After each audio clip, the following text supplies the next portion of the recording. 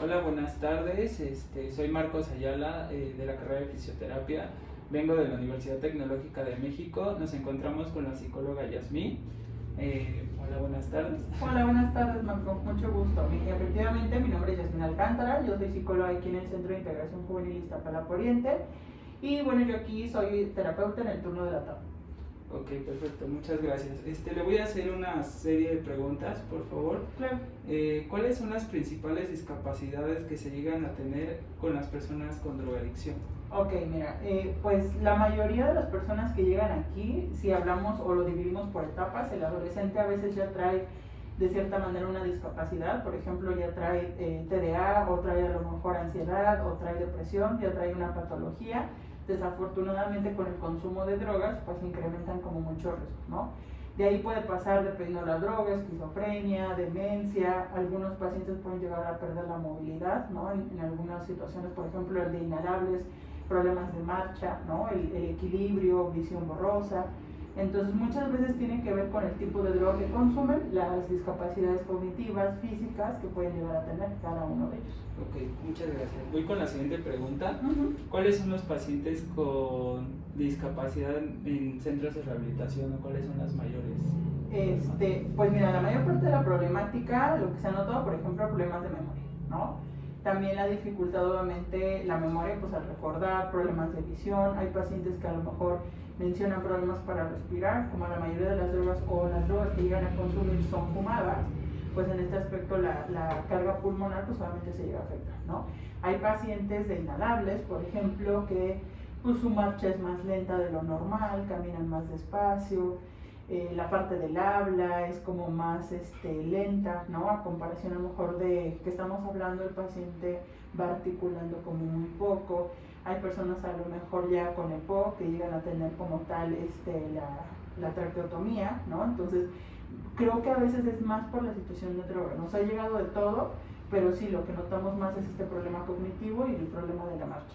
Ok, perfecto. Voy con la siguiente pregunta. ¿Con cuántos centros de rehabilitación cuenta? Aquí en la República son 120 en total. Hay un centro de integración juvenil en cada parte del estado de la República.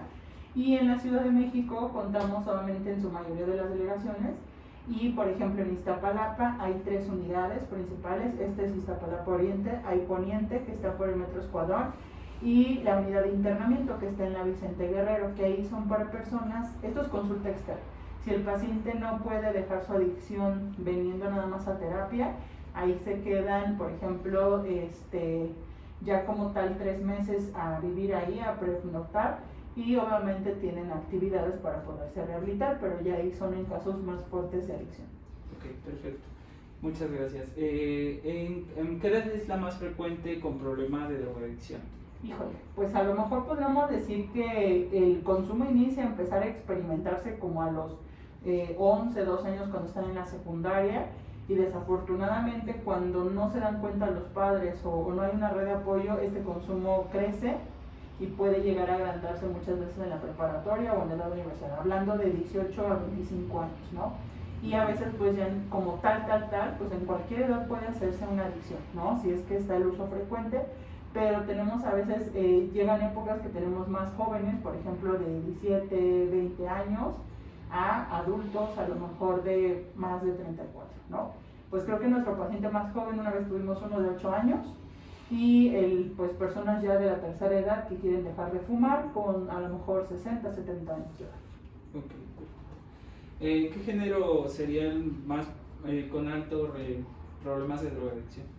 Híjole, pues ahí podríamos decir que siguen acudiendo, tenemos mayor prevalencia en hombres, pero desafortunadamente también las mujeres presentan consumo, solamente que aquí sigue habiendo mucho el estigma para que una mujer, simplemente el estigma para acudir a terapia está mal visto, ¿no? Desafortunadamente. Y en mujeres, por ejemplo, a veces tienen hijos, no pueden acudir, o a veces a lo mejor pues lo dejan en última prioridad, ¿no? Pero en consumo sí sigue prevaleciendo el hombre, aunque la mujer en esta parte también va subiendo en acercamiento al nivel de consumo. Ok. ¿Cuál sería la principal terapia que se proporciona al paciente? Ok, aquí llega el paciente y se le hace una fase diagnóstica, se le hace una entrevista inicial para determinar, por ejemplo, qué tipo de adicción tiene. si es apenas experimental o qué tipo de consumos. A veces llegan pacientes diciendo consumo marihuana, ¿no? Pero no solamente consumen marihuana, también hay consumo de alcohol, de tabaco, consumo experimental de cocaína o de otras drogas, ¿no? Eso nosotros le llamamos poliusuario. Entonces, en la entrevista inicial nosotros vamos a determinar el tipo de adicción y los problemas generales, ¿no? Pasa a un estudio socioeconómico y de ahí a una historia clínica y finalmente se le da un plan de tratamiento al paciente de cómo va a ser dicho tratamiento, ¿no? Y ya de ahí todas las terapias son o terapias grupales o terapias individuales y por lo menos una vez a la semana viene el paciente. ¿Cuánto va a durar? Va a depender de la dinámica del paciente, porque aunque todos consuman, por ejemplo, que venga hoy un grupo de 5 personas, todos consuman marihuana, pues no todos van a tener las mismas problemáticas, va a depender de la edad y las consecuencias que hasta su momento ya tengan, como esta parte a lo mejor un problema del habla o problema respiratorio, pues no lo podemos dar de alta tan rápidamente. Ok, perfecto. ¿Cuáles son las principales drogas que consumen los pacientes? Bueno, aquí se podría decir, podemos mencionar a nivel nacional o más, aquí en la delegación como tal Iztapalapa, pues sigue prevaleciendo obviamente el consumo de alcohol de forma riesgosa y principalmente en los jóvenes. Desafortunadamente se minimiza mucho el consumo del tabaco, se ve como algo normal, pero desafortunadamente las personas no saben, o los jóvenes no saben lo que implica el cigarro, ¿no? O las consecuencias que puede haber. Desafortunadamente, pues con un solo cigarro una persona no tiene una consecuencia. Entonces es que se sigue como un hábito, ¿no? Y desafortunadamente puede llevar una prevalencia enorme de su vida o fumando más de 40 años sin a lo mejor ningún riesgo de cierta manera, ¿no? Que a lo mejor se van teniendo problemas para respirar, sobrepeso, algunas consecuencias, pero no tanto como otras drogas, por ejemplo, como la cocaína, ¿no? Que vemos el riesgo luego, y siguen llegando más pacientes, por ejemplo, con consumo de marihuana, consumidores de marihuana, de cocaína. Ahorita pues obviamente también el cristal es un poco lo que también ha aumentado, pero podríamos decir que siempre es esa como más la prevalencia, ¿no?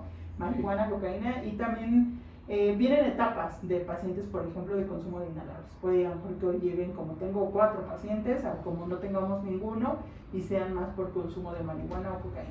Ok, perfecto. ¿Y qué tanto apoyo le dan los familiares a los pacientes? Ok, aquí el tratamiento, como te comentaba hace ratito, la fase diagnóstica, podemos invitar a la familia, porque a veces la familia también los acompaña, y también es importante porque a veces la misma familia pues no sabe cómo tratar al paciente, ¿no? Entonces sí es prioritario para nosotros, es prioritario, y de hecho les damos terapias familiares a los pacientes para que obviamente ellos reciban dicha atención. Ok. Bueno, pues sería todo. Muchas gracias por las explicaciones y por haber estado con nosotros. No, al contrario, muchísimas gracias, Marco. Hasta luego. Gracias.